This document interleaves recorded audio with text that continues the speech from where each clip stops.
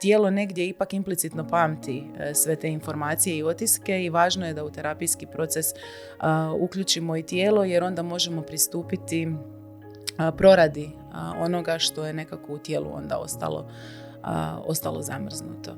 Znači sve što psiha ne može proraditi ili preuzeti, tijelo će u stvari na kraju pohraniti u sebe. Ne?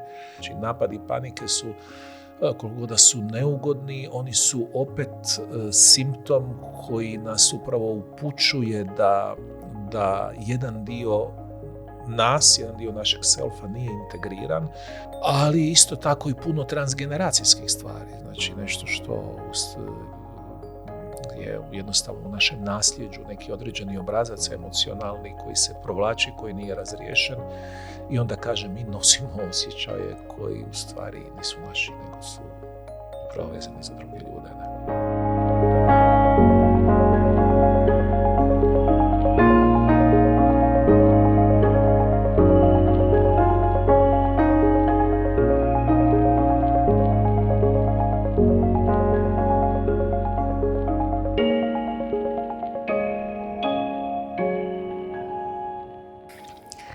Pozdravljena, Nina in Tomislav Senečič iz Centra za integrativni razvoj Inštituta za telesno usmerjeno psihoterapijo.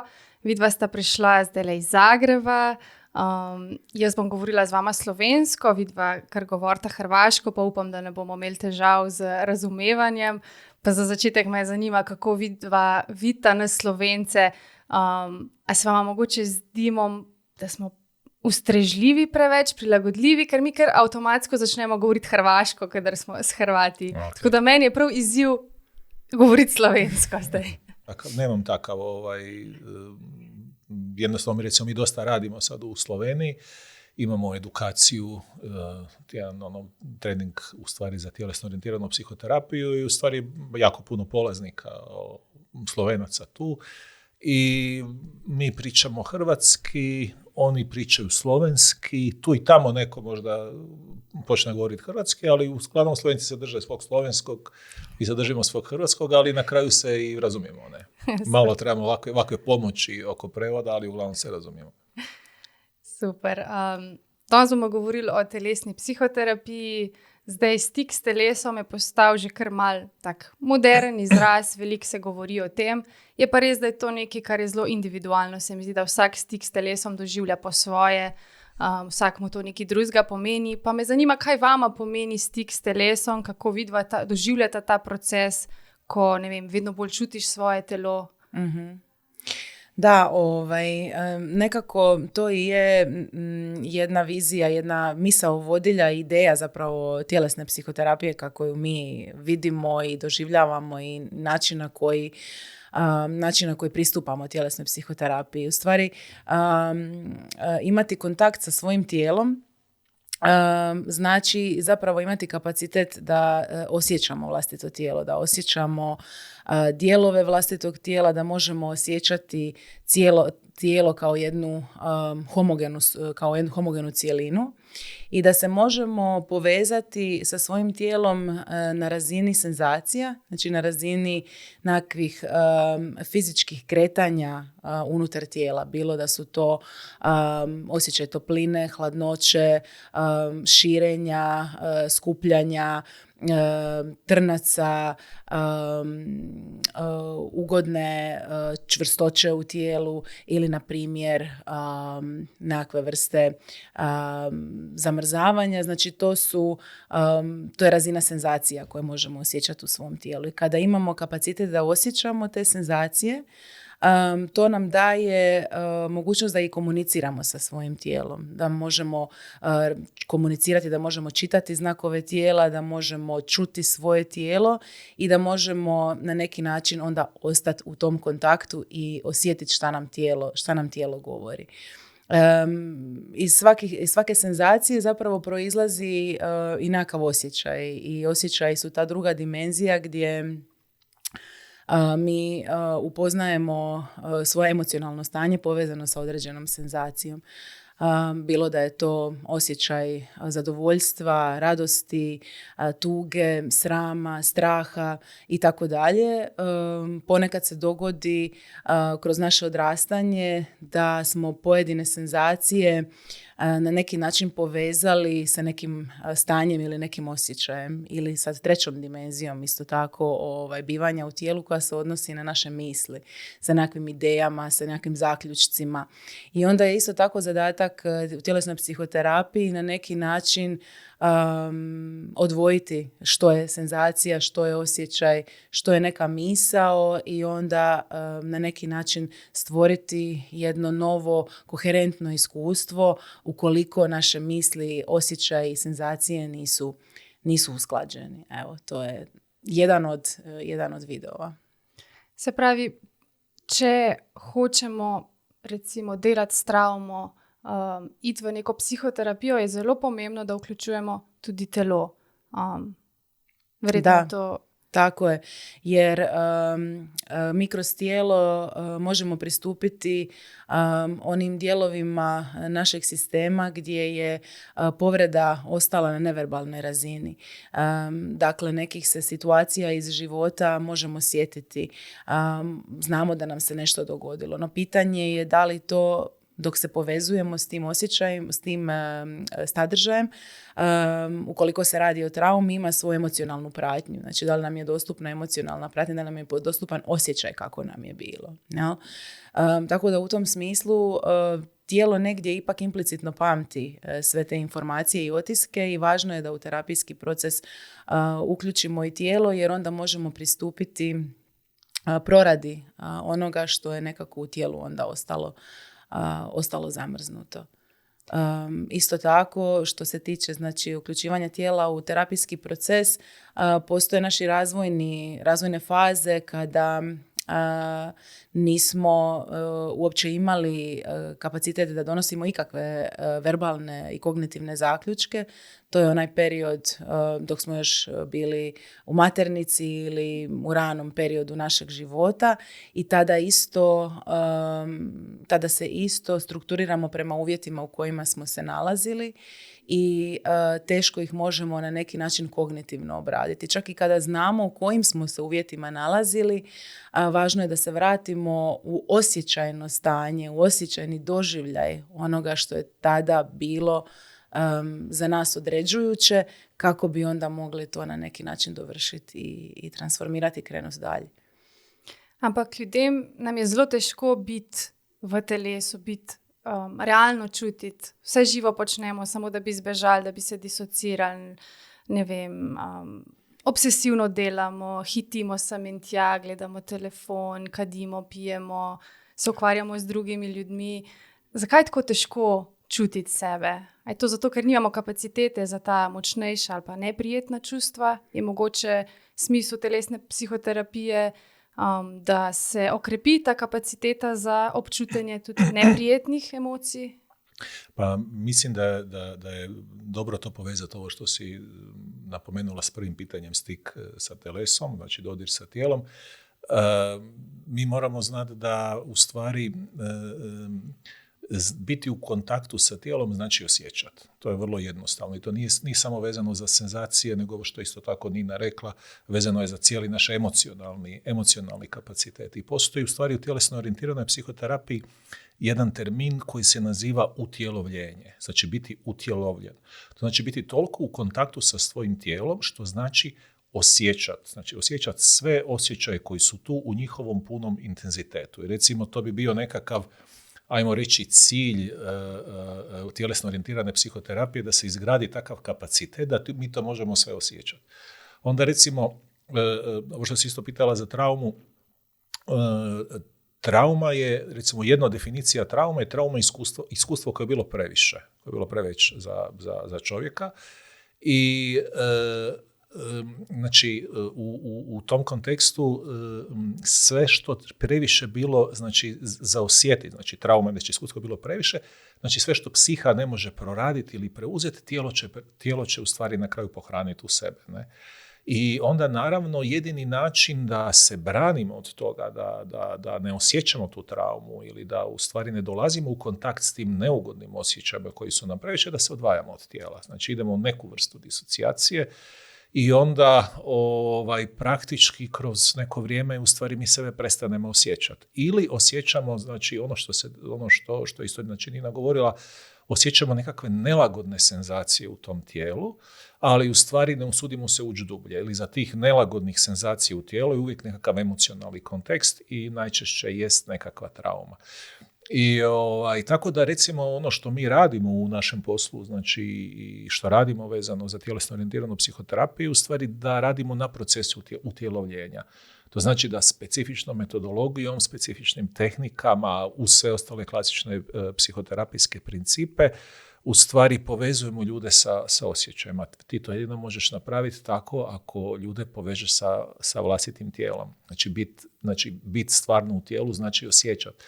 To znači osjećati svu onu nelagodu, svu onu bol od koje smo davno pobjegli. I stvari u tome da ta bol neće nestat, svi ti neugodni osjećaji neće nestat, oni su tu kao posljedica naše povijesti sve skupa, ali ono što se radi u stvari da mi jačamo kapacitet da to možemo nositi. Znači da sebe možemo nositi. Sad, kako pojačamo mi kapacitet da sebe možemo nositi u boli ili u nelagodnim osjećajima, tako paralelno s tim jačamo kapacitet za sve pozitivne osjećaje. To je jednostavno povezano jedno s drugim. Se mi pa zdi, da pogosto za sebe se ne zavedamo, koliko smo odrezani od telesa. Mogoče to lažje vidimo pri drugih ljudeh. Recimo tisto občutek, ko si z nekom, pa je sicer fizično prisoten, ampak kakor da nek del njih pa ni tam, kakor da so apatični, disocirani, ne slišijo nas, imamo tisto občutek, da ne moremo priti do njih. Zakaj se to zgodi?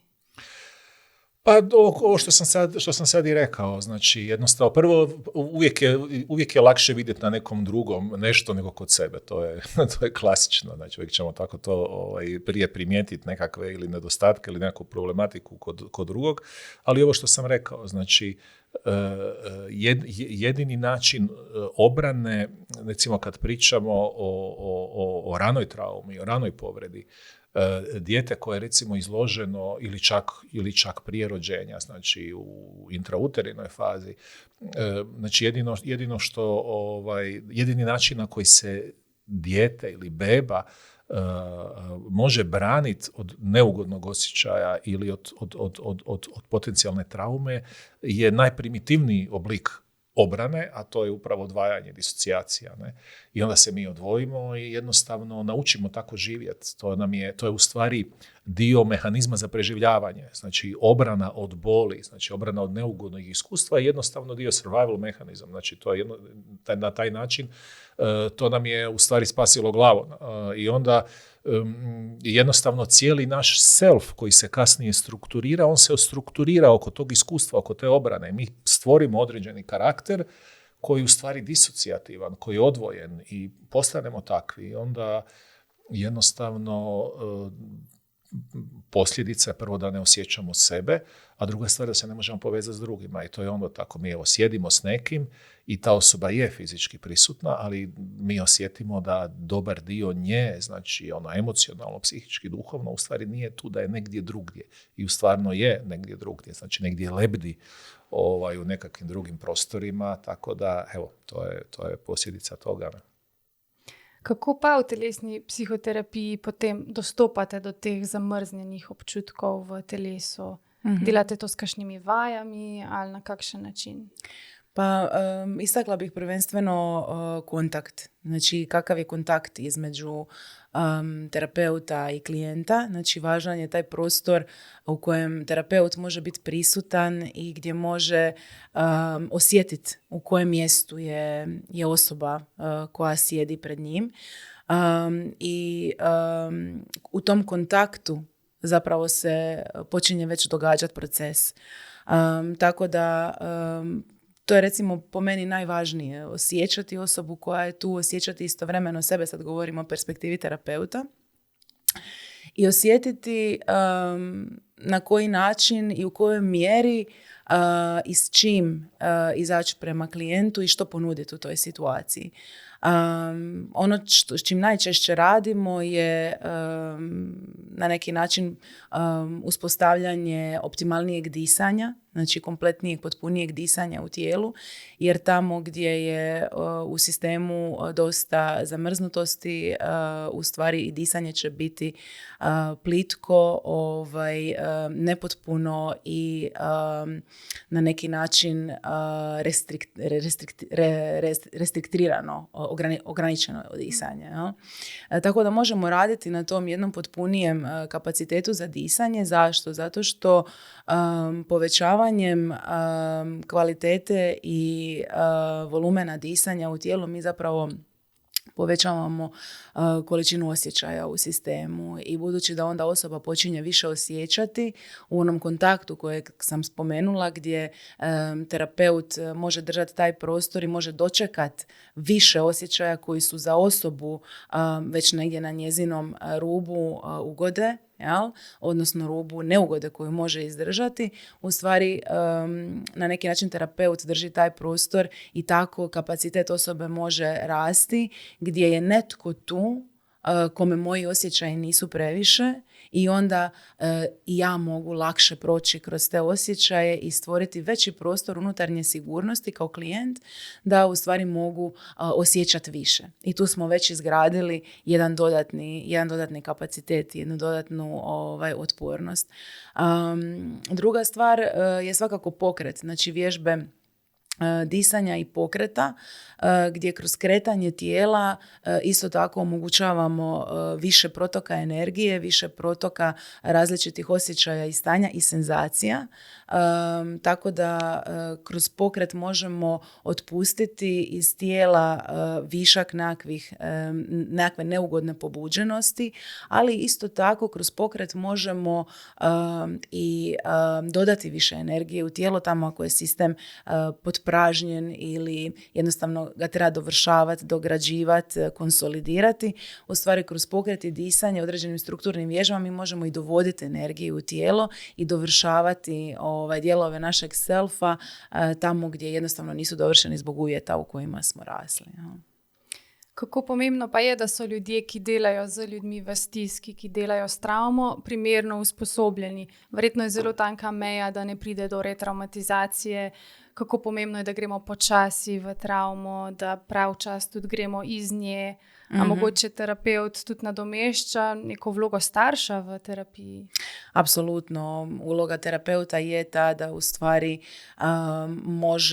ima veći kapacitet nego što ima klijent i da u stvari u tom smislu klijent može graditi svoj veći kapacitet uz terapeuta. Da, također nosi jednu ulogu pozitivnog roditelja u jednom smislu gdje klijent dovršava svoje dječje osjećaje i dječje povrede, no isto tako se i uloga terapeuta razvija i mijenja kako proces na neki način napreduje i od jednog pozitivnog roditelja u stvari poželjno je da se gradi prema jednom pozitivnom autoritetu i jednom pozitivnom podržavajućem odnosu.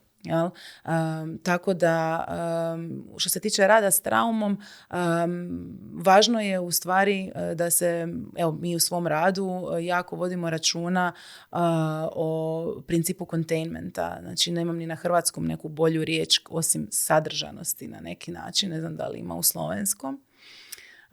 Ono što je u tom principu važno je da osoba koja ulazi na neki način u svoja stanja straha, u svoja stanja smrznutosti ili kod traume su to stanja užasa i velikog bijesa istovremeno, da u stvari je netko tu i da ja u kontaktu mogu dovršiti te osjećaje i ta stanja, da me netko drži. Tako da mi često radimo u fizičkom kontaktu sa klijentom, gdje klijent može ulaziti u svoja stanja i koristiti tijelo terapeuta isto tako, na određeni način, koji je siguran način i za terapeuta i za klijenta, i da se na taj način dovršavaju ti smrznuti impulsi i osjećaji straha koji onda kada proteku jednostavno se kao i svaki drugi oblik energije transformiraju u nešto ugodnije, u osjećaj prisutnosti, u veći osjećaj sigurnosti i na taj način postaju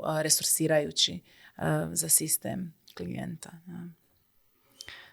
Kaj pa, če smo nagnjeni k temu, da nas občutki pogosto preplavijo, da nimamo kontrole sami nad sabo, da pademo v neko iracionalno stanje, recimo omenila si zdaj bes, da v besu razbijemo nekaj, udarimo nekoga, naredimo nekaj, kaj potem obžalujemo. Kaj bi svetovali takšnim ljudem? Je potem v bistvu občutek za telo tisti, ki nam povrne ta občutek kontrole, mogoče moči nad našim iracionalnim? Pa to je sad jedno, u stvari onako, s jedne strane u principu jednostavno pitanje, ali u stvari odgovor je kompleksan u cijeloj priči. Znači, jedno od odrednica ili pokazatelja mentalnog zdravlja jest sposobnost da kontroliramo svoje osjećaje. Što to znači? Znači da ih možemo osjećati sve u punom intenzitetu, ali da mi njih kontroliramo, to jest da oni ne kontroliraju nas. Sad, da bi to bilo moguće, znači razvojno postoji znači jedan period u našem razvoju, to je recimo period 3 mjeseca prije našeg rođenja i do recimo nekakvih 14 mjeseci nakon našeg rođenja, kada se dio našeg mozga koji je u stvari zadužen za upravo emocionalno sazrijevanje, emocionalnu kontrolu, u stvari ubrzano razvija. Znači govorimo o orbitofrontalnom dijelu našeg prefrontalnog korteksa, koji upravo u stvari zadužen u svom razvoju da ako se znači, pravilno razvija, ako je sve bilo ok, da u stvari mi možemo kontrolirati svoje osjećaje. Sad, stvar je u tome da ono što gradi mozak ili gradi taj naš kapacitet je u stvari adekvatna briga za dijete u tom periodu. To znači da je dijete imalo jako dobro zrcaljenje, da je imalo jako dobru brigu o sebi, u stvari da je imalo jako puno ljubavi.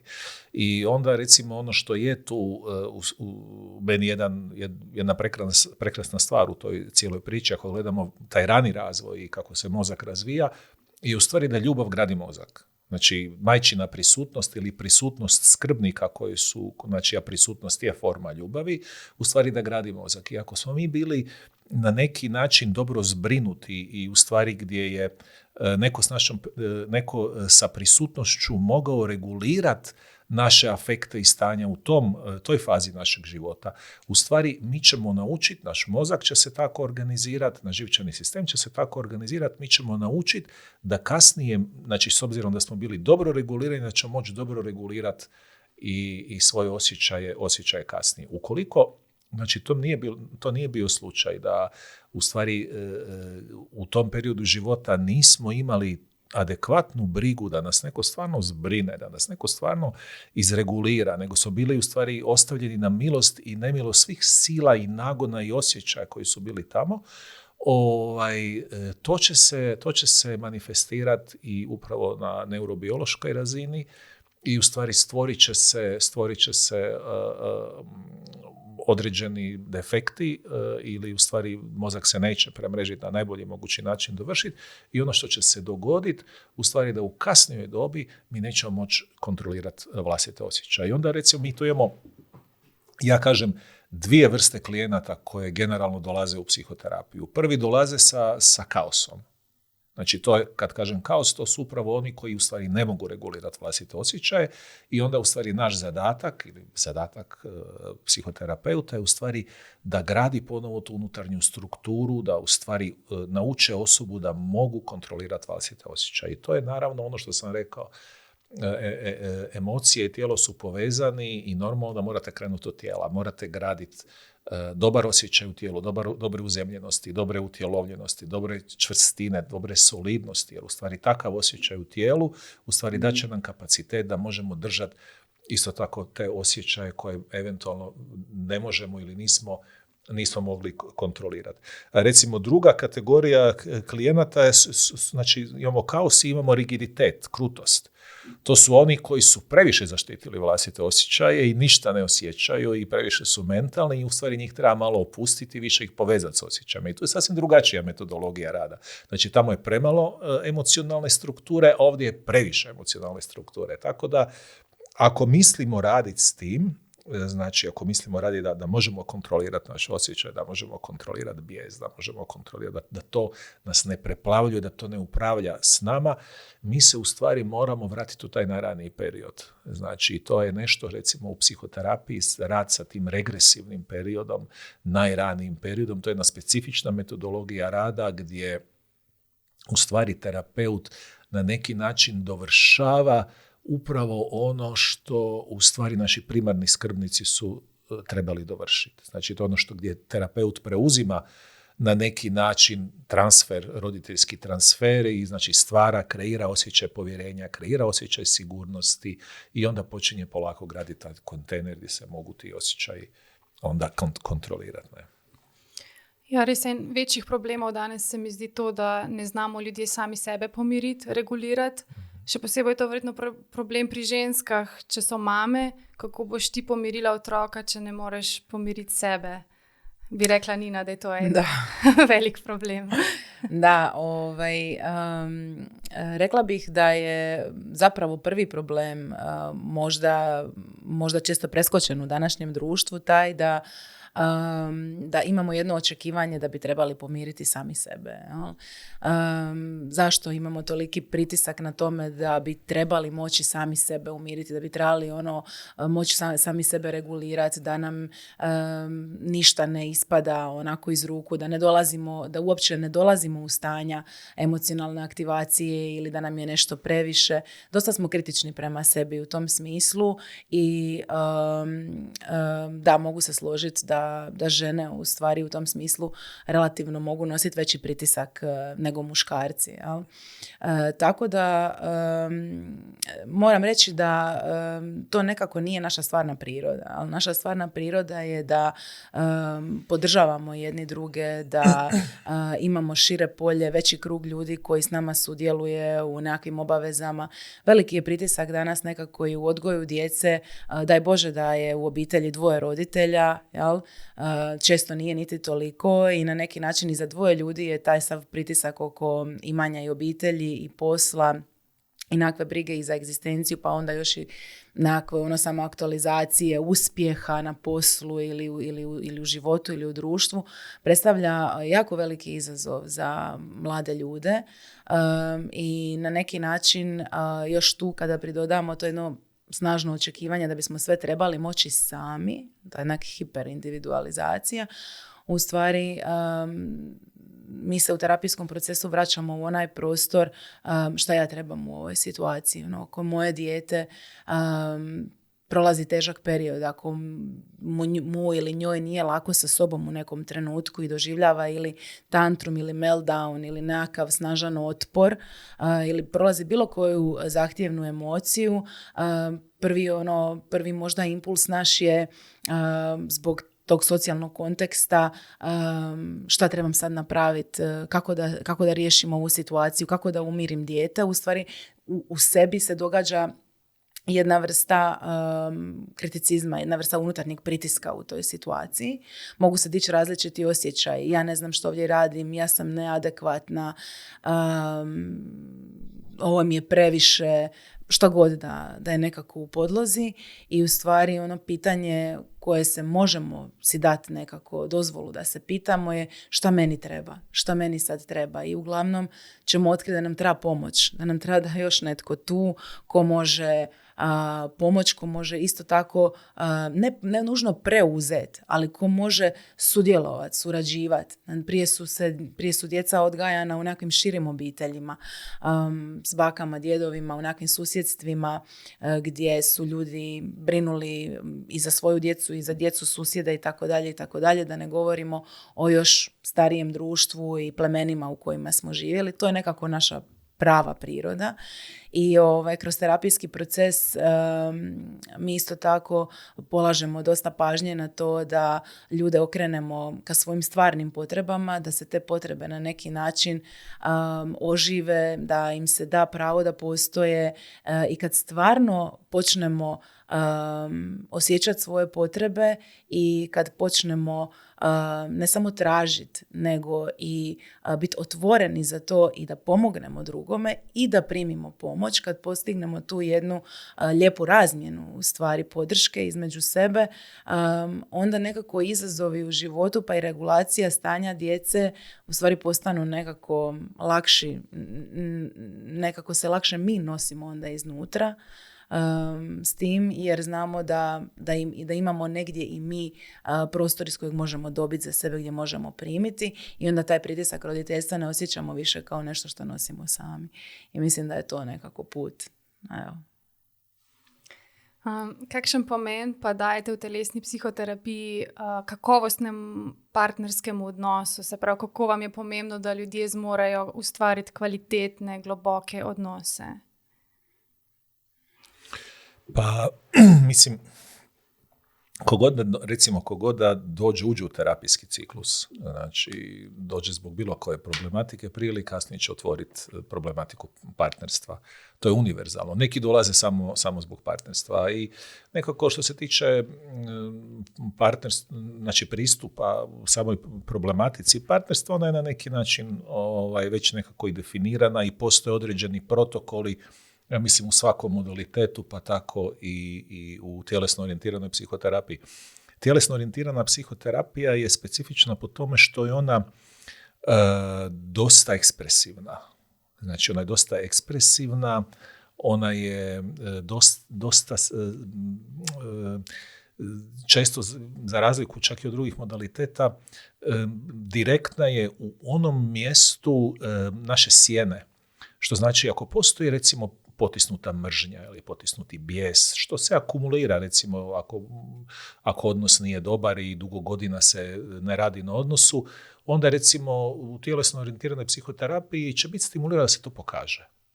Znači da sve ono što je potisnuto da izađe van i u stvari da jasno vidimo šta je tu i da u stvari onda se učimo kako da to prihvaćamo i šta ćemo u stvari s tim, kako da, jer ako dogod postoje stvari koje su potisnute u sjeni između partnera, nisu iskomunicirane, taj odnos u stvari nikad neće biti dobar. Tako da, što se tiče, kažem, tjelesno orijentirane psihoterapije, postoje, znači, ti slični principi kao i ostali pravci, ali evo, koristi se upravo ta jedna direktna ekspresija, po čemu je tjelesno orijentirana psihoterapija dosta specifična i naravno da se radi da sve ono što se komunicira emocionalno da se možda i tijelom pokaže. Da u stvari, znači da se uključi govor tijela, što je u stvari puno na neki način autentičnije. Jer ako ti kažeš nekom ljut sam na tebe, a imaš ovako recimo zamrznutu facu, u stvari kakvu poruku šalješ? Ali ako ti u stvari uključiš tijelo i kažeš ljut sam na tebe zbog toga i toga, ili osjećam se, ili ajmo bolje reći osjećam se ljuto zbog toga i toga, znači znači to i to me smeta, ili to i to mi nanosi bol, onda u stvari je puno autentičnija komunikacija. To je na neki način model rada koji mi, ajmo reći, držimo u tjelesno orijentiranom modalitetu. Ne? Zanima me, kakšen pomen dajete izražanju bolj agresivne energije, to, kar si zdaj tudi omenil. Spomnim se nesimpatične vaje, ko smo na Senca vikendu. Ja, to je bilo fora.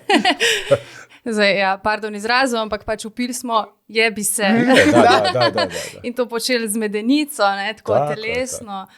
In to se mi zdi taka zelo pomembna vaja, da ti znaš pač postaviti meje. Ne, dost imam. Daj mi mir, recimo. Ne.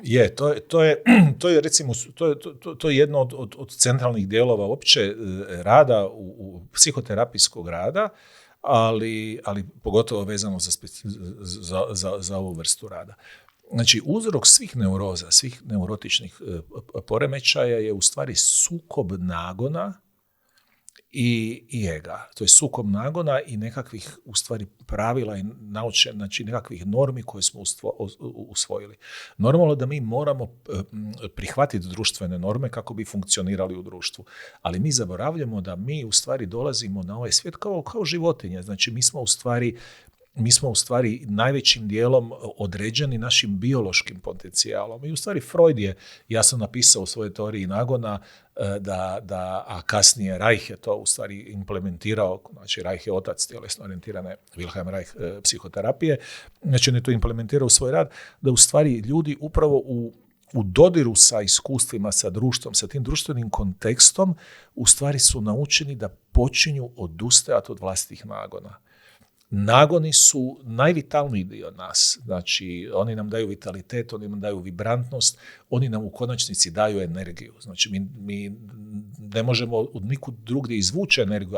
Ako mi se odrežemo od nagona, mi ćemo energiju naučiti vući iz kortizola i adrenalina, iz hormona stresa i u stvari što je kasnije onda uzrok svih daljnjih komplikacija i psihičkih, i fizičkih, i u konačnici, ja duboko vjerujem, i fizičkih oboljenja, znači gdje se razbolimo, navučemo nekakvu boleštinu i sve skupa. Sad, kojih se mi nagona najviše odričemo? Znači, odričemo se najviše seksualnosti i odričemo se agresivnosti. Samo što ljudi naravno agresiju doživljavaju kad čuju riječ agresija, onda oni misle na destrukciju. Ali u stvari točna definicija agresije je u stvari nagon koji nam pomaže da zadovoljimo vlastite potrebe. Znači to je funkcija agresije. Sad, naravno da je agresija u svom biološkom potencijalu direktna, ekspresivna, glasna nekad i može, znači pogotovo kod ljudi koji su odustali od tog dijela sebe, biti zastrašujuća. I onda djeca naša su, znači mi kao djeca mi smo u kontaktu sa tim našim biološkim ja, znači u kontaktu smo sa našom agresijom, u kontaktu smo sa našom seksualnošću i kao djeca, iako nismo seksualno zreli, ali to može biti ugrožavajuće i onda u stvari se tu režemo i onda postanemo jako dobri, fini, prilagođeni, ali onda u stvari svoj najautentičniji dio, najpotentniji dio moramo potisnuti. I onda u stvari kasnije imamo problem sa izražavanjem sebe, imamo problem sa uopće, ne samo izražavanjem vlastitih potreba, više ni ne znamo koje su naše potrebe. Meni je jedan od najvećih terapijskih izazova ljude ponovo povezati koje su stvarno njihove potrebe, tu se ljudi pogube. Ako se mi odrežemo od nagona, od agresije, od seksualnosti, mi nećemo znati koje su naše stvarne potrebe. Ne? U konačnici postavljanje vlastitih granica, kako postaviti, znači otkud meni uopće energija da ja postavim, da ja kažem nekom ne ako ja nisam povezan s tim. Ja ću možda i moći reći ne, ali to neće imati tu snagu. I onda postoje takve vaje, ti si svjedočila tome, bila si na tom našem intenzivu, gdje mi se moramo vratiti u taj biološki, autentični, znači ako evo moramo koristiti sad tu u eteru ovu riječ, ali ako mi stvarno osjećamo da stvarno želimo nekom reći jebi se, mi si to moramo dozvoliti, ali ne u stvarnom odnosu, jer ćemo učiniti štetu, nego u strogo kontroliranom odnosu. Zato postoji terapija, zato postoji grupna terapija, zato postoji da se ta energija oslobodi, da se ona ponovo vrati, da se ponovo integrira, da imam taj osjećaj, da imam pravo na to. Ne? I da onda protečem u tome i kad to integriram, i kad sam ja onda povezan s tim svojim agresivnim dijelom, znači ja onda, i on meni više nije opasan i nije mi dalek, onda ja mogu na vrlo miran način nekom postaviti granicu i reći ne, ali energija stoji iza toga i onda to ima sasvim drugačiji doživljaj. Kako je splošno znano, da naj bi imele ženske večjo težavo z izražanjem jeze, moški žalost recimo. Nina, bi ti rekla, da si mogoče kot ženska, da si imela večje izzive z jezo? Ali morda ali Hrvatice nimate problema?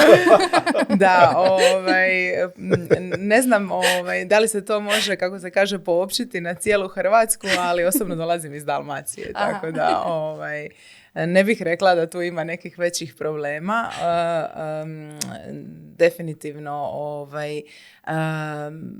sa izražavanjem osjećaja ljutnje ne, ali ono što zapravo osjećam da me pitaš je na tragu ovoga što je Tomislav govorio, je u stvari šta stoji iza te ljutnje. Ali ljutnja kad je na neki način, kad je ima puno,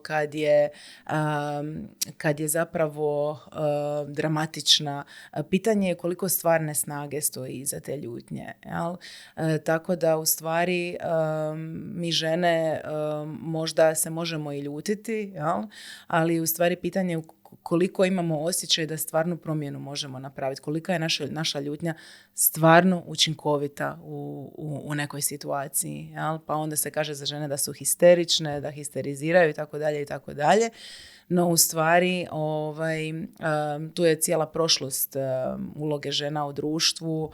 Ne možemo reći da su danas u modernom društvu ne možemo reći da su žene i muškarci zaista jednaki. Jel?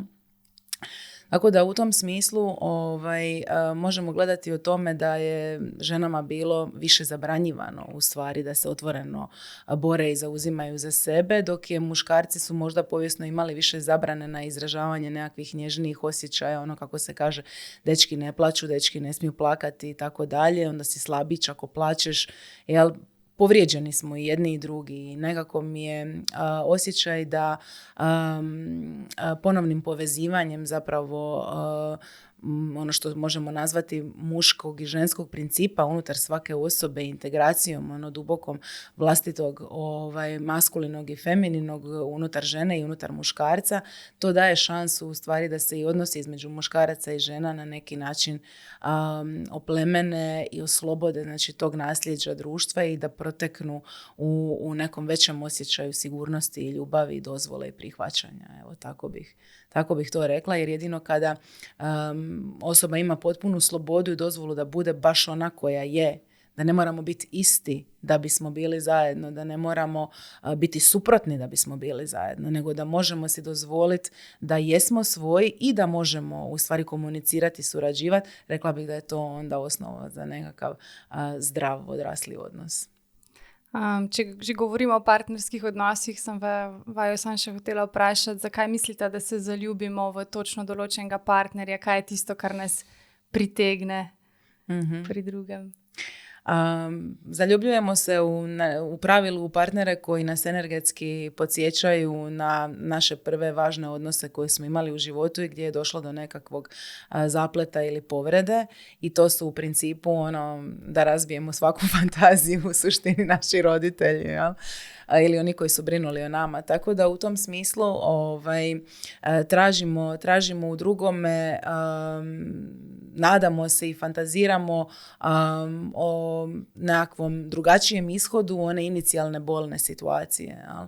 I tako nekako se nesvjesno orijentiramo, možda rekreirajući uvijek emocionalnu bol, reagirajući možda, evo iz moje prakse, često radim sa ženama koje možda imaju tendenciju da se vezuju za emocionalno nedostupne partnere, što onda u principu ima neke veze i sa barem jednim od roditelja, jel, najčešće ocem, i da se na taj način bolno privržuju i kao da u stvari prepoznaju da imaju tendenciju da se na neki način uvijek zaljube u krivog. Jel?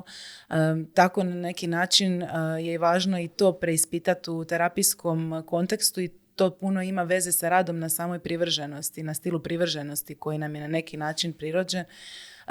Da li imamo sigurnu privrženost, da li imamo nesigurnu privrženost, pa sad unutar nesigurne imamo i nekoliko nekakvih dodatnih kategorija.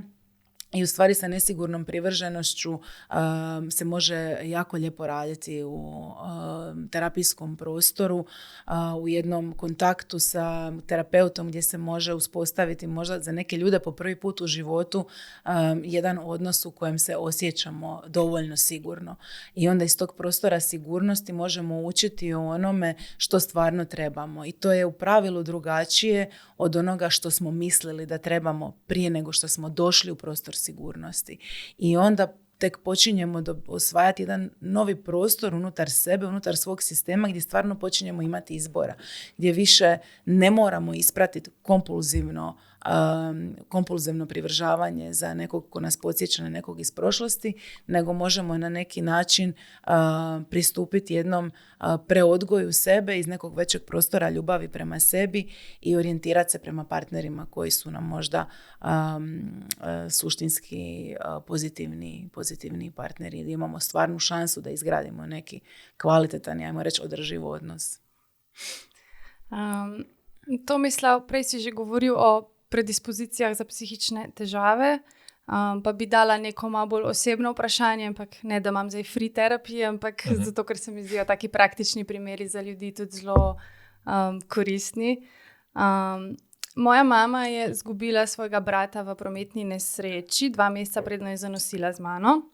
Kako misliš, da to, da sem bila jaz v maternici v času njenega žalovanja, vemo, da prometne nesreče, ko nekdo umre mlad, je večjih šokov, večjih travm. A misliš, da je to povezano s tem, da imam jaz recimo težave s paničnimi napadi, s tesnobo, anksioznostjo? Sigurno da, znači, ajmo ovako, probati objasniti. Znači, sve više danas istraživanja i kako u stvari znanost napreduje i kako istraživanja mozga i kod beba i kod odraslih i u stvari sve ono što se dešava intrauterino, u stvari sve više znanstvenih, to jest istraživanja koje u stvari ulaze u taj prostor i objašnjavaju, jasno govore da praktički sve što osjeća majka osjeća i beba. I postoji baš konkretan naziv za to koji naziva se dual unity.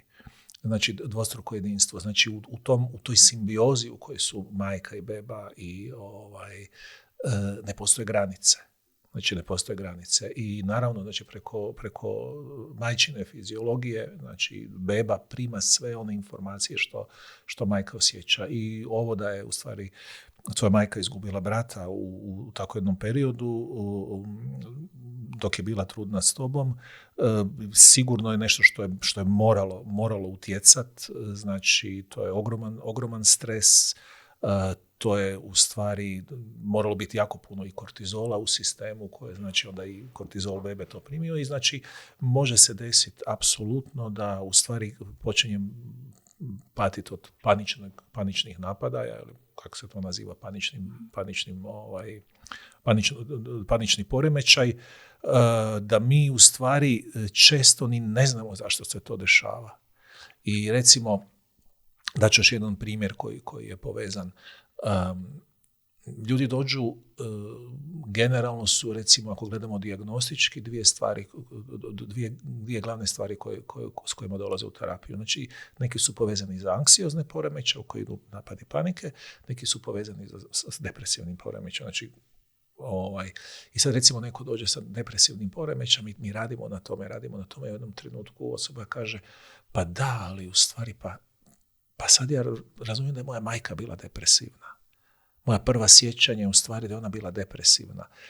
S obzirom da ono što osjeća majka, osjeća i beba, znači beba to preuzima na sebe i u stvari to postaje naše.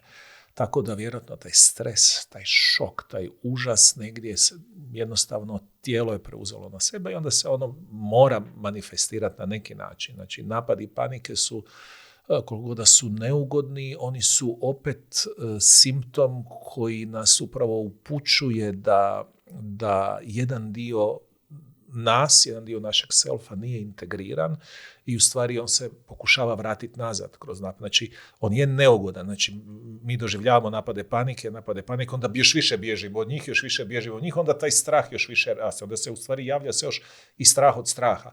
Ali u stvari upravo rad s tim da u stvari jačamo kapacitet, da prihvaćamo taj strah, da naučimo ga nositi, da ga naučimo prodisati, da ga naučimo u zemlji, da ga naučimo ojačati je nešto u stvari što će nam pomoći. Znači, taj napad panike u stvari je dio nas koji traži integraciju. To je recimo zanimljivo u tome. Ne? Ali ovo je činjenica da u stvari mi puno toga nosimo što nije originalno naše, nego je postalo naše, a u stvari vezano je najčešće za našeg primarnog skrbnika, u stvari za našu majku. ali isto tako i puno transgeneracijskih stvari, znači nešto što je jednostavno u našem nasljeđu, neki određeni obrazac emocionalni koji se provlači, koji nije razriješen i onda kaže mi nosimo osjećaje koji u stvari nisu naši, nego su upravo vezani za druge ljude. Ne? Bi sam še nadaljevala tle pri paničnih napadih. Kaj pa recimo dejstvo, da sem bila rojena s carskim rezom, pa da je bila mama pod narkozo, čisto narkozo, ko sem se rodila, se pravi nisem dobila takoj stika z njo. In jaz med paničnim napadom recimo imam občutek, sama sem, umrla bom. Sama sem te besede. Ne? In se mi zdi, da se vračam v ta trenutek rojstva med paničnim napadom. Absolutno. Enkrat si imel tudi predavanje na temo paničnih napadov, ko sem poslušala, si govoril glih to, da najpogosteje je razlog v teh prvih trenutkih. Tako je. Recimo, evo, ja sam nekako, ja sad radim skoro 25 godina, imam iskustva rada u stvari u psihoterapiji i nekako sam baš puno radio s napadima panike u svojoj praksi i kada raspakiraš problematiku paničnog napada i osoba stvarno se prestane braniti od toga i u stvari suoči se s tim. I uvijek je u pozadini jedna te ista potreba da je netko tu. Znači kad je špica tog paničnog napada, u stvari uvijek kad kažem šta ti sad treba u ovom trenutku, da je netko tu. Znači to je upravo to iskustvo. Naravno, isto tako postoji niz istraživanja i danas se bolnice trude biti što više baby friendly, znači da čim dijete dolazi na ovaj svijet, u stvari čim prije bude u kontaktu s majkom, jer dijete kad dolazi na ovaj svijet, on nema kapacitet da se izregulira, nema nikakvih ni kognitivnih sposobnosti da razumije nešto i tako dalje, on se regulira kroz drugog. I upravo to, znači, ako mi dolazimo na ovaj svijet i nema nikog, znači mi ćemo, naše iskustvo, znači prvo iskustvo u svijetu će biti ovdje je hladno i ovdje je zastrašujuće. I postoji ta biološka potreba da se odmah vežemo za nekog kako bi u stvari sebe izregulirali, osjetili sigurnost i ako to izostane, onda je upravo što znači se provlači sama sam I'm going to die. Ne? To je to. A pa ta strah pred razpadanjem, ne? Kako dojenček doživlja strah, ne? Kaj se zgodi z otrokom, ko njegova potreba po varnosti ni zadovoljena, ne? Pa, mislim, mi to moramo opet vratiti se na biološke osnove. Znači, stvari u tome da jako je bitna stvar te regulacije, disregulacije. Znači da mi u stvari se formiramo i strukturiramo se u odnosu na iskustvo koje u stvari doživljavamo i u stvari ono što je bitno da mi dolazimo na ovaj svijet znači kao jednostavno kao jedna skup naših bioloških potreba, ne? I u stvari sve je stvar, znači kako će se te naše potrebe zadovoljiti, to će utjecati na naš živčani sustav. Ako te potrebe nisu zadovoljene, znači ono što se dešava na živčani sustav se aktivira, znači do te mjere, znači simpatički dio našeg živčanog sustava se aktivira i u stvari nama se znači paralelno s tim se diže anksioznost. Anksioznost je u stvari upravo znači reakcija nelagode, straha na određenu situaciju. I onda ako nema regulacije, ako nema i dalje da nas neko u stvari regulira, dešava se jedna, onda se kaže unbearable anxiety, znači neizdrživa anksioznost. I ta anksioznost u stvari počinje stvarati jednu predispoziciju preljevanja, to u stvari da ja više jednostavno ne mogu na nijedan način držati sebe, nego u stvari to je nešto što dijete doživljava kao raspad. I to je nešto što se kasnije mi kao odrasli bojimo raspada. Zato i ego to kontrolira. Znači, radimo niz kompulzivnih radnji. Znači, spomenuli se pušimo, prejedamo se, kompulzivno se bavimo sportom, gledamo ekrane i tako dalje, jer se bojimo ako se susretnemo sa sobom, u stvari mi ćemo se raspasti. I problem je u tome da mi kao odrasli, mi se bojimo da ćemo se raspasti zauvijek. Ne? A to je upravo taj regresivni moment gdje kao beba mi imamo osjećaj da ćemo se raspasti zauvijek, da ćemo se potpuno dezintegrirati. I u pozadini toga je najčešće strah od ludila, strah od gubitka kontrole. Ono što si pitala kako to dijete doživljava. Dijete ne doživljava strah kao odrasli. Ja se bojim ovog i ovog, pa što ću sad? Mi to doživljavamo kao užas. Englezi, znači na engleskom je to the terror. To je baš prava riječ. To je the terror. Znači, to doživljava kao užas. I stvari u tome da ako to nije prorađeno, ako to nije na neki način dovršeno i popravljeno, znači popravak, repair je u stvari najbolja riječ, taj užas će se manifestirati kasnije u životu. Znači, napad panike je u stvari zona užasa. To nije racionalni strah koji mi poznajemo. Specifične fobije koji su element, znači koji imaju, znači u stvari isto napad panike koji ima formu, imaju užas u sebi. Tako da u tom trenutku kada mi to doživljavamo, taj strah od raspada ili taj užas, mi u tom trenutku možda imamo svega par dana života ili svega nekoliko mjeseci. Tako, znači do te mjere ide ta regresija. Omenil si fobije, tudi ne, pa iracionalne strahove, pa recimo veliko ljudi se boji tunela ali pa lifta, nekih zaprtih prostorov, imajo občutek, da ne morejo dihati. Je to potem podobno vzrok nekje v otroštvu?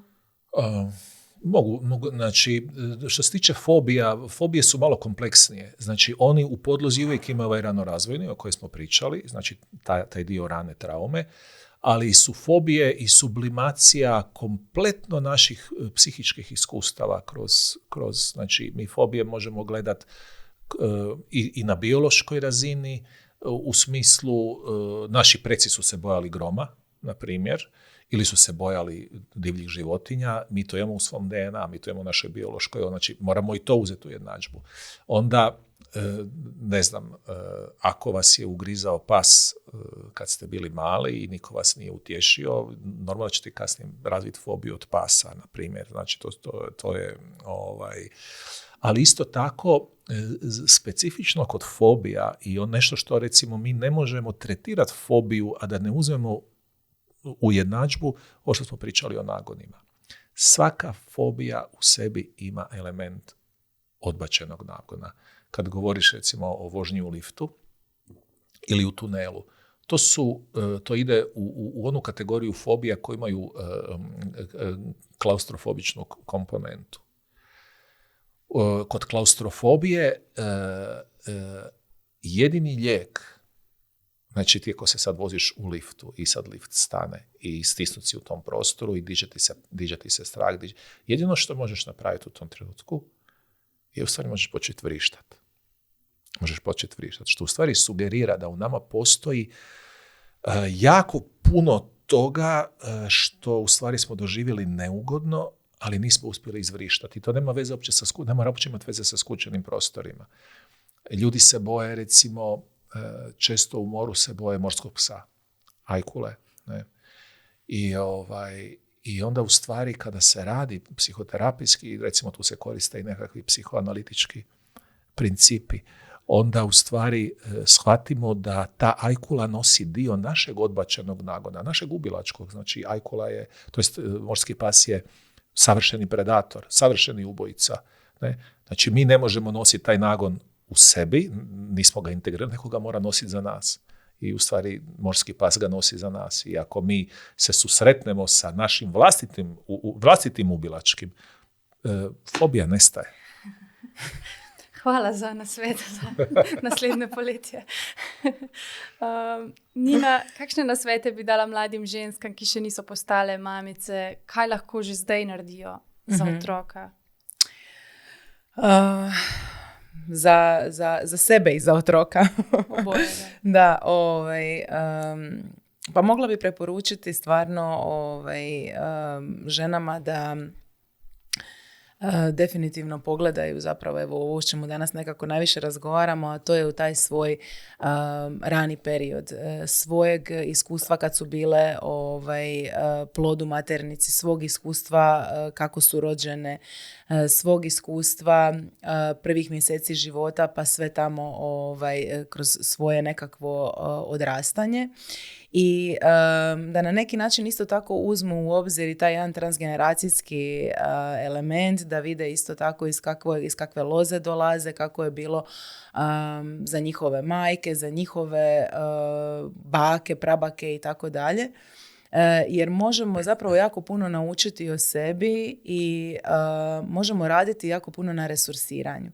Što više mi radimo na vlastitom resursiranju, kad kažem na resursiranju mislim na zapravo baš na suočavanje sa onim što nam se dogodilo, sa uvjetima u kojima smo bili, što može biti dosta neugodno, ali to može biti dosta traži hrabrosti da se iskreno pogleda u ono što nam se dogodilo. I dovršavanjem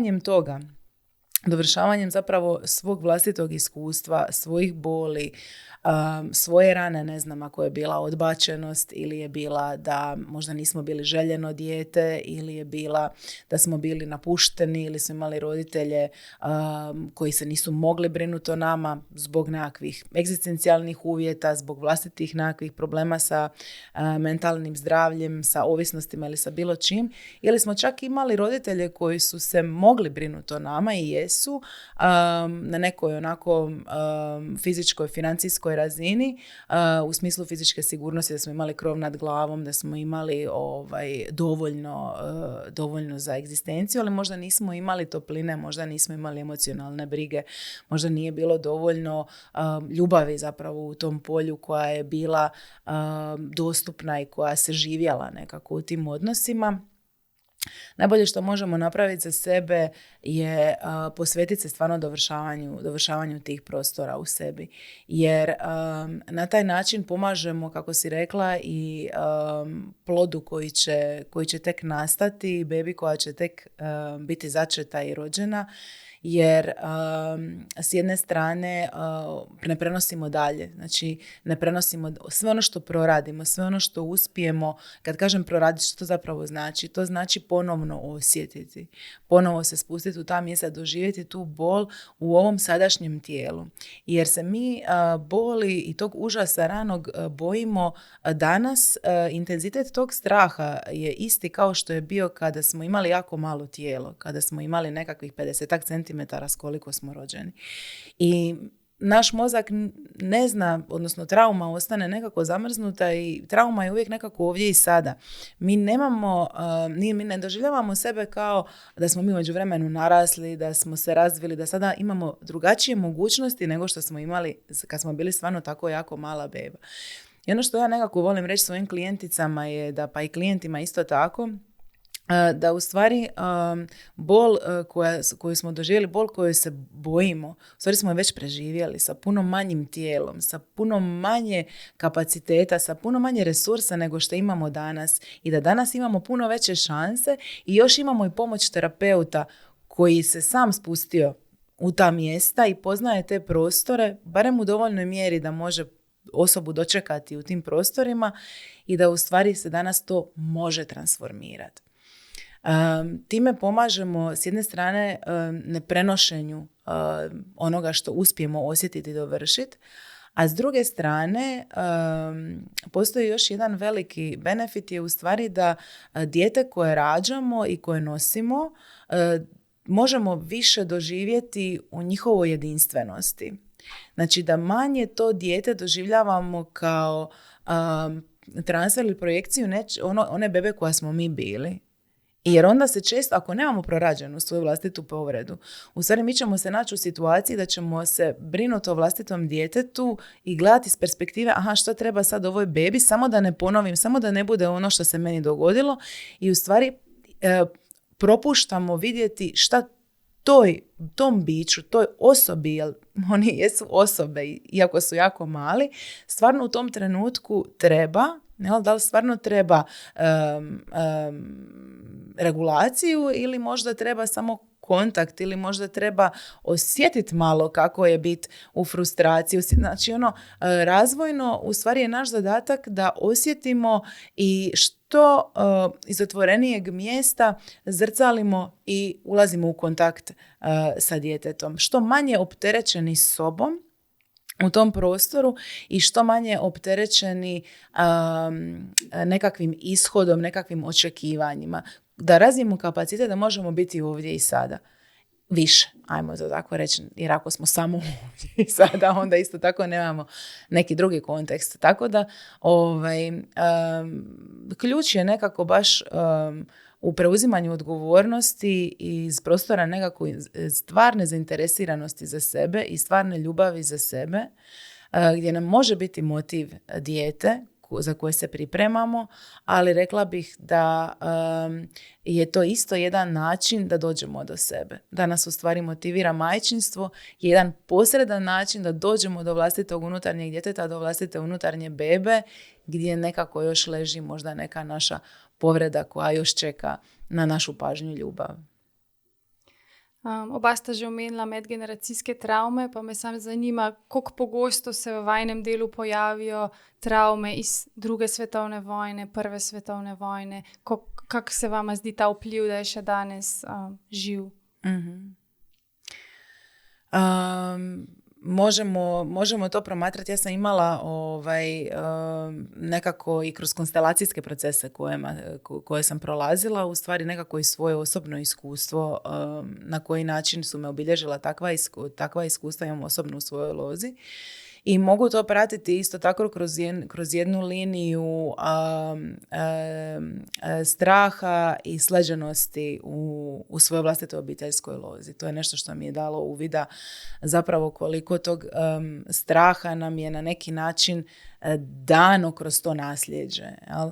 U nekim obiteljima možete vidjeti simptom recimo da nema dovoljno novca, ne? Jer su obitelji u prethodnim generacijama jedva preživljavale, bilo je gladi, znači pa je to nekako prenešeno u današnjem društvu kojem možda za tu obitelj glad više nije ono s čim se stvarno nosimo, ali je zapis ostao i mi se i dalje reguliramo u odnosu na zapis koji je disfunkcionalan u današnjem društvu. I onda nalazimo tu na nekakve paradokse, to je drugi primjer.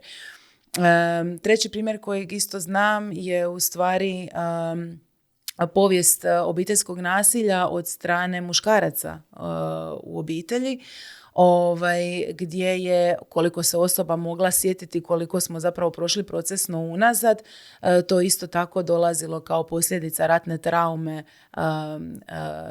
još iz prošlosti Svjetskog rata. Tako da, evo, to su neke stvari koje se sad mogu sjetiti. Da li je tebi nešto, da li se ti nečega sjećaš vezano za to iz svog rada? Pa bilo je primjere, ali mislim si dala dobre primjere da nema potrebe to širiti. Da. Mislim da je to okej. Ne? Da, mislim, tu vam mogu biti druge vrste traume, ne samo Svjetskog rata, nego bilo kakvih kriza, gladi. Evo da spomenemo neku vrstu traumatizacije, seksualno zlostavljanje. Znači, to su sve linije koje možemo pratiti unutar pojedinih obiteljskih loza. Da, evo sad si nešto sam te podsjetila. Da, podsjetila si me. Znači, vrlo često sam, recimo, radeći sa klijenticama u terapiji, da bi u stvari došle, u stvari sleđene u jednom trenutku, znači nakon određenog nekog ciklusa terapijskog, da bi u stvari došle sa snažnim osjećajem u tijelu da su im možda granice na seksualnoj razini bile pređene kad su bile djeca. Ne? I naravno se podigne hrpa neugodnih osjećaja, straha, užasa, da li se stvarno nešto dogodilo, ali u stvari nema jasnog sjećanja. Ne? I onda bi radili s tim i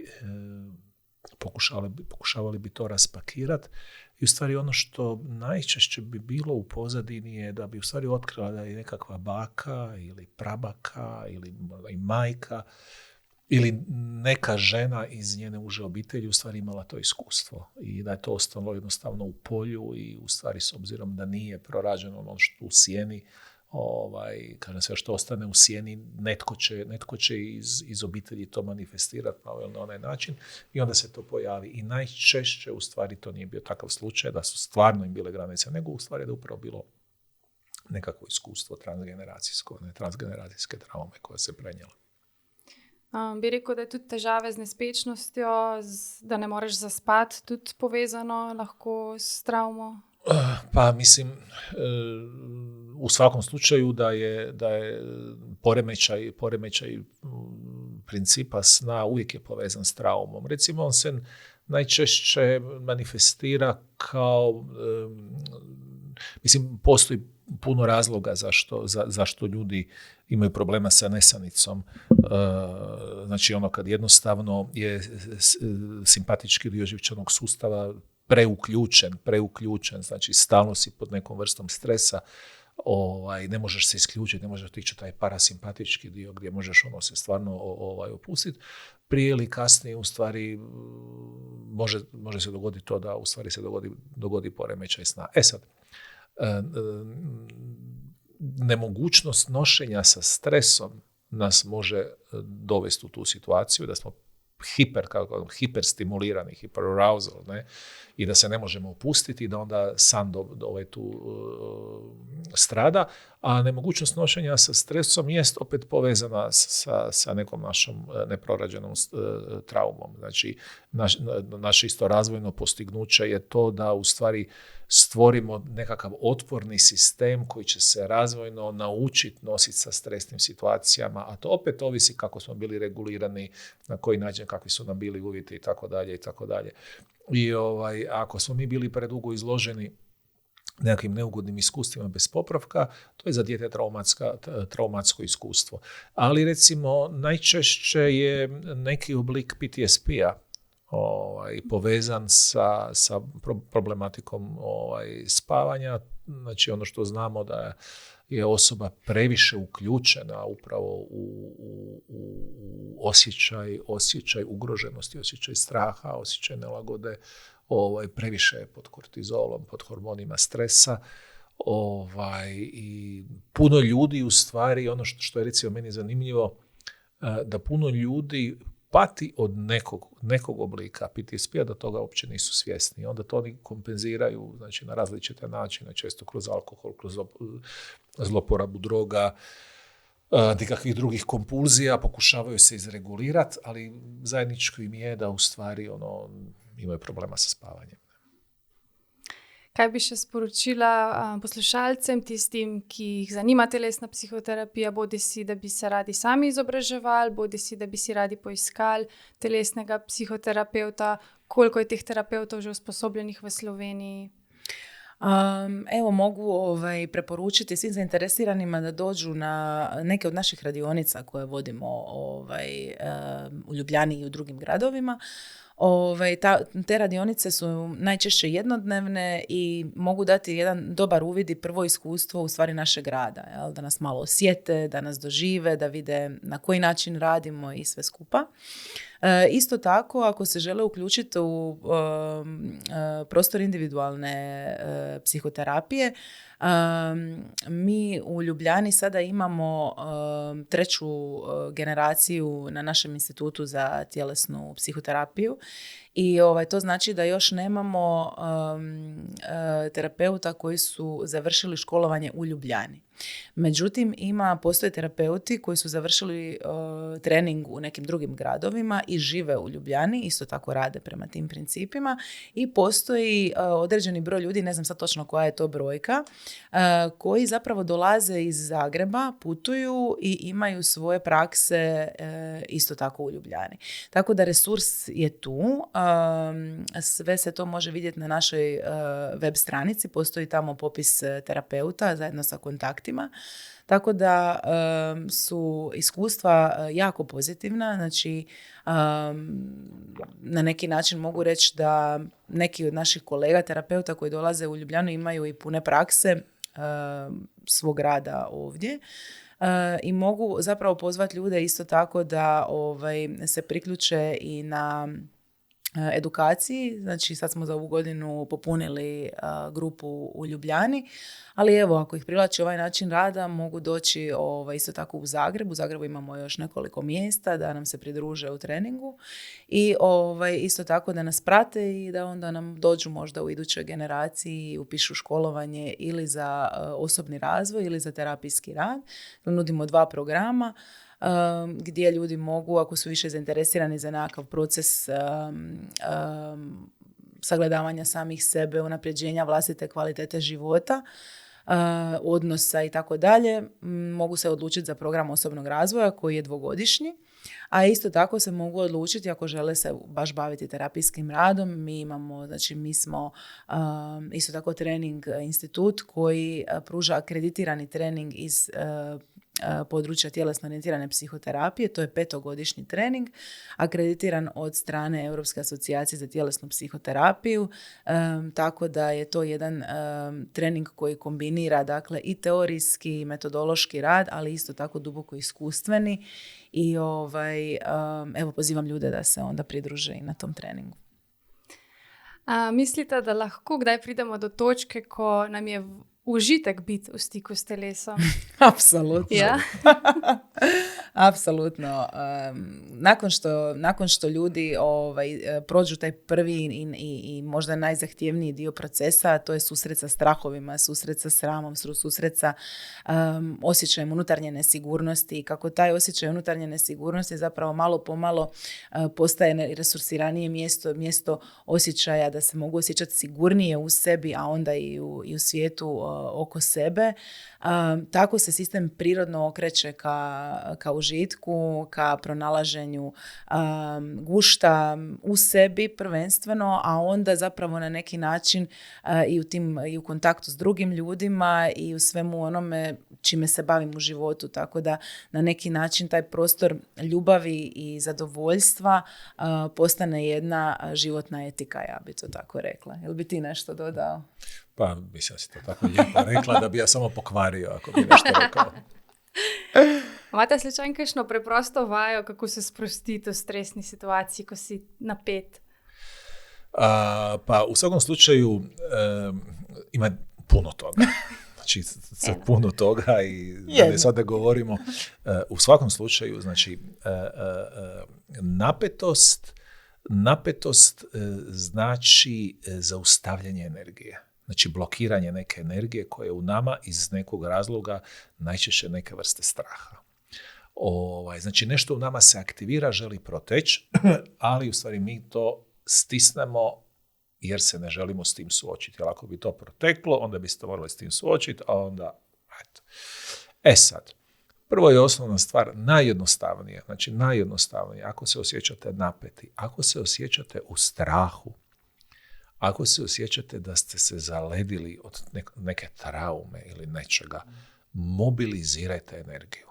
Znači, mobilizirajte energiju, pokrenite tijelo, počnite disati, trčite, lupajte rukama, lupajte nogama. Znači, recimo, baš imate specifične vaje koje baš koriste tako da lupate, recimo, rukama i nogama u nekom ritmu i puštate glas, recimo, točera. Znači, morate jednostavno proteći. Recimo, jedan od najvećih danas autoriteta za psihotraumu,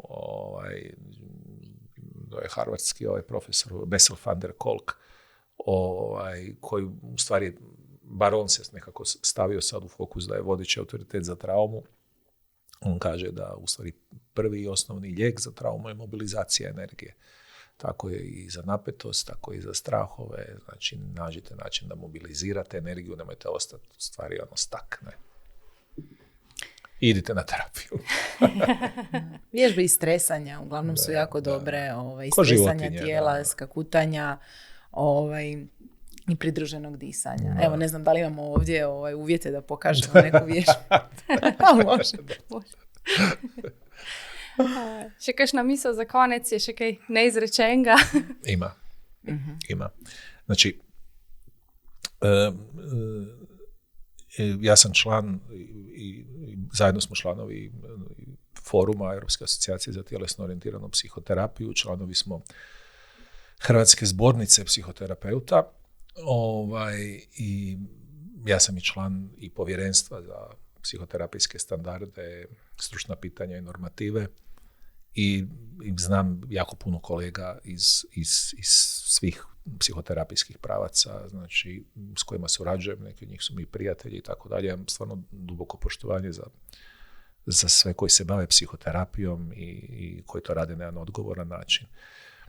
Ono što želim reći da je psihoterapija od svojih nastanka, ako govorimo znači od početka, od Freuda pa na ovamo, je prolazila u stvari jako puno promjena i mijenjali su se trendovi. Znači, da se ti trendovi nisu mijenjali, psihoterapija bi kao disciplina jednostavno izumrla, ne bi imali. Znači, psihoterapija je jedan fantastičan alat koji nam stvarno pomaže da nam unaprijedi kvalitetu života. Što želim reći? Zadnji trend koji je baš evoluirao i koji je došao do sad svog vrhunca je u stvari veza između standardne klasične psihoterapije i neuroznanosti. Znači, takva su istraživanja da vi danas ne možete uopće zamisliti da budete psihoterapeut, a da nemate nekakva osnovna znanja iz neurobiologije. Vi morate znati kako mozak funkcionira, morate znati kako živčani sistem funkcionira. I ono što sad u stvari dolazi je upravo, mislim već je to i dalje tu, ali ta veza između emocija, to jest psihe i tijela, danas jednostavno vi to ne možete odvojiti. Vi ne možete samo danas raditi, ja odgovorno iza toga stojim, da se bavite emocionalnim kontekstom, psihičkim kontekstom, a da u psihoterapiju ne uključite i tijelo. Danas svi veliki autoriteti, ako gledate Alan Shore, Daniel Siegel, Daniel Stern, Bessel van der Kolk, Gabor Mate vrlo jasno govore da u stvari vi morate tijelo uključiti u psihoterapijski proces, jer je ego toliko dizajniran da se brani, da jednostavno nekad morate ući kroz tijelo. I recimo idući novi trend koji se stvara i u stvari gdje mi isto tako pratimo te trende je recimo psihoterapija i fitness. To sad malo zvuči ovako apstraktno i sve skupa, ali toliko postoji logičnih stvari povezanih, znači gdje u stvari kako specifično vježbati svoje tijelo i u stvari kako to utječe na psihoterapijski proces. Što želim reći? Želim reći, znam da je Slovenija u jednom procesu donošenja zakona o psihoterapiji. Uključeni smo u to, slušamo što se dešava, mi smo to isto prolazili u Hrvatskoj. Znači, s ove strane na neki način apeliram i govorim o tome da u stvari se podrži tjelesno orijentirana psihoterapija, jer psihoterapija bez tijela u stvari je na razini te djelatnosti u stvari regresija u srednji vijek. I u stvari ostaće neevoluirana i u stvari u konačnici neće dati te rezultate. Tako da s te strane apeliram da na sve one u Sloveniji koji u stvari su uključeni u donošenje tih odluka, u donošenje zakona, da to uzmu u obzir. Ne? Kako imate pa na Hrvaškem urejeno? U Hrvatskoj ima odličan zakon, znači on ima stvarno, znači evo ja sam imao i tu čast da sam bio u radnoj skupini koja je radila upravo na donošenju zakona, tako da sam bio direktno uključen. I nekako psihoterapijska zajednica se ujedinila u Hrvatskoj, znači prilikom donošenja zakona, znači svi ljudi koji su bili tamo, znači bila je borba lobija, vrlo je slično koji tu, znači naravno da, znači s jedne strane, znači jedan dio liječnika i psihijatara ili kliničkih psihologa u stvari žele zadržati to za sebe, drugi koji ne dolaze iz toga jesu psihoterapeuti, u stvari žele izboriti svoje mjesto, vrlo slično je sad i tu na ovoj sceni, ali potreba za psihoterapijom je toliko velika danas. Znači danas mladi imaju, znači pogotovo mladi ljudi imaju tolike probleme suočavanja sa životom, toliko je porast anksioznih poremećaja, depresivnih poremećaja, pogotovo kod mladih, ali ne samo i kod starijih, naravno ne smemo ni njih isključiti. Toliko je povišen postotak samoubojstava kod ljudi, o tome se uopće ne priča. Mi koji smo tu na terenu znamo kakva je situacija, da jednostavno ako se zakon ograniči samo na određeni broj ljudi, u stvari to neće biti dovoljno za ono što je potreba društva, a pogotovo ako bude isključivo vezano za određene pravce i tako dalje, znači da se to ne gleda samo kao tržišna utakmica i borba za novac. Hrvatska je donijela jedan stvarno odličan inkluzivan zakon gdje vi naravno morate se educirati, morate imati određene standarde koje morate postići, ali je u stvari vam je dostupno, znači da se možete baviti. I ono što se u stvari Hrvatskoj dogodilo, da je u stvari psihoterapija se približila ljudima i stekla je popularnost, znači nije stigmatizirana, nije sad da je to nešto, ima u stvari jedan vrlo inkluzivan zakon gdje je baš to psihoterapiju približila ljudima i učinila je ljudima dostupnom. I evo, ja sam s te strane ponosan da sam imao tu mogućnost da radim na tom zakonu i da na neki način dam neki doprinos. I evo, to je nešto što bi ja volio reći za kraj. Super. Nina, imaš še ti kakšno misel? Podržavam zapravo i pridružujem se svemu ovome što si ti, Tomislave, rekao, tako da apsolutno se nadam i na neki način vjerujem da kad tad na neki način će i zaživjeti psihoterapija, tjelesna psihoterapija u svom punom sjaju, koje mi zaslužuje i opravdano i u Sloveniji. Za kraj mogu samo ti se zahvaliti na pozivu. Stvarno je, ugodnije bilo nego što sam uopće mogla zamisliti. Baš ti hvala na ovoj lijepoj energiji koju si stvorila u prostoru, da si nas pozvala i evo, rado ćemo biti ponovo tvoji gosti ako nas nekad opet odlučiš pozvati. Hvala ti, Ana. Hvala vama za obisk. Verjamem, da se še srečamo i vse dobro vama želim. Također. I pozdrav svim. I pozdrav svim slušateljima.